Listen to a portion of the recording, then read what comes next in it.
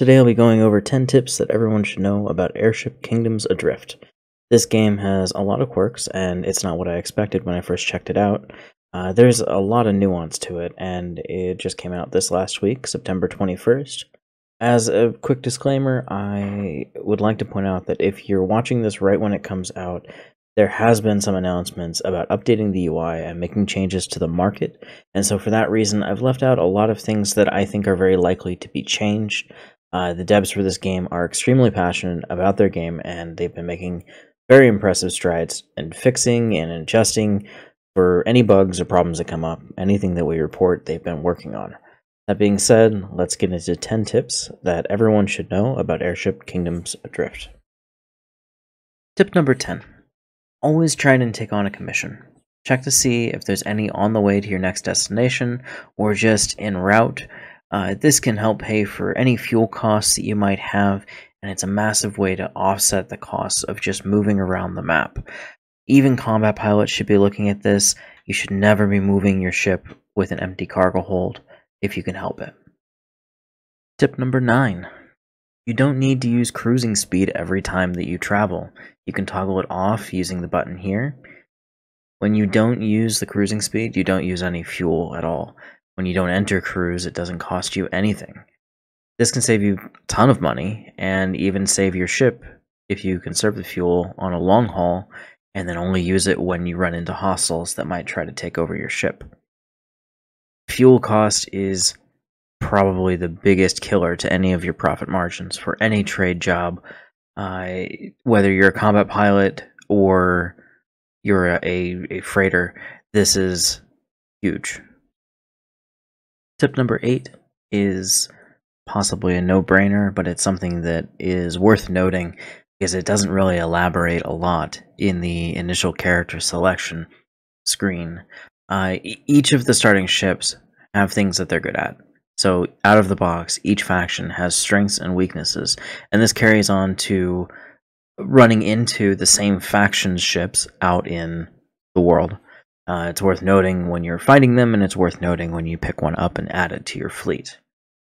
So the Kingdom, the red faction, has high-speed ships. Almost all of them are very fast and have decent forward-mounted weapon turrets or points, hard points, for fitting forward-mounted weapons. They don't have a lot of defenses, and they don't have a lot of cargo space, but they go very fast, they hit very hard, and they're very good at hit-and-run tactics. That is the way you want to go with them, and alternatively, if you can bully them and stop them from being able to run away, then they can't do very much about it. The Republic, which is the blue faction, have pretty well-rounded ships with really good cargo space. They tend to have a balance between defensive and offensive armaments, and a lot of their stuff is set up as a broadside, so you can shoot on either side of your ship instead of forward, though there's some exceptions. They have the most space dedicated for cargo, period.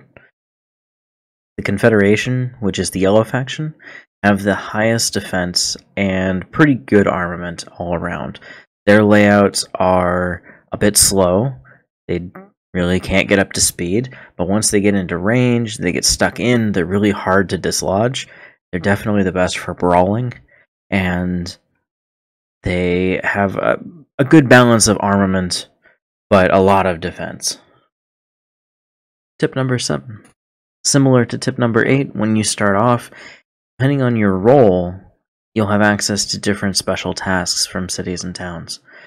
Combatant, for example, gets bounty hunting, where you get a license that you can get odd jobs that involve hunting down pirates for eagles.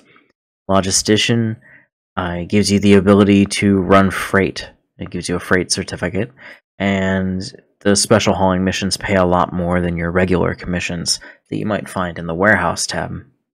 Industrialists are similar in that they get a license to be able to do certain roles, but in their case, they manufacture items.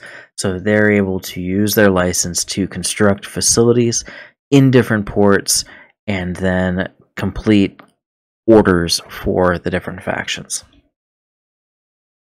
Tip number 6. You can inspect an enemy ship in the overworld. By selecting the enemy fleet, You can click the small magnifying glass near its image and actually review its loadout. This can be really important because not all enemy ships, even of the same class or style, have the same fitting.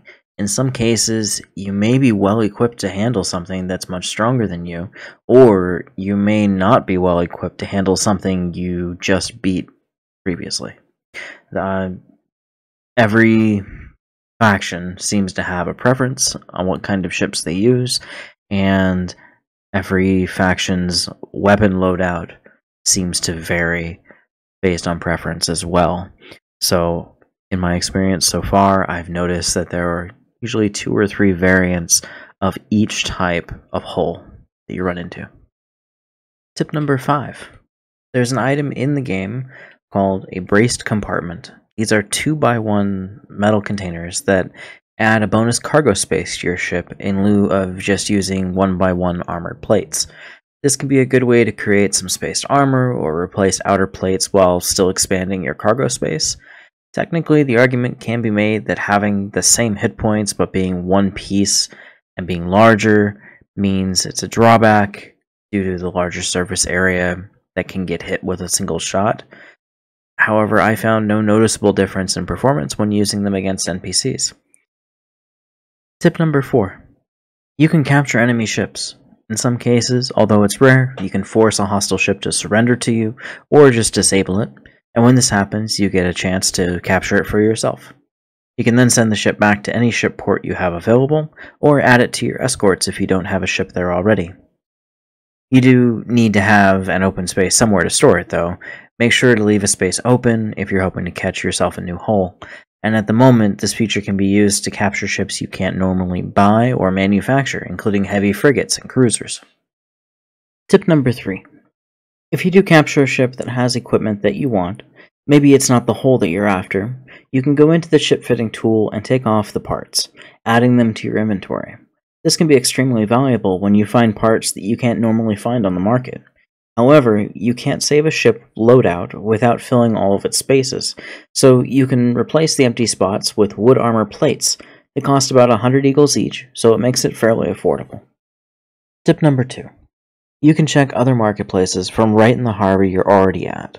Simply click on the warehouse button along the right-hand side when you're docked up. Then select Cargo Management at the top, and select the other locations along the right side.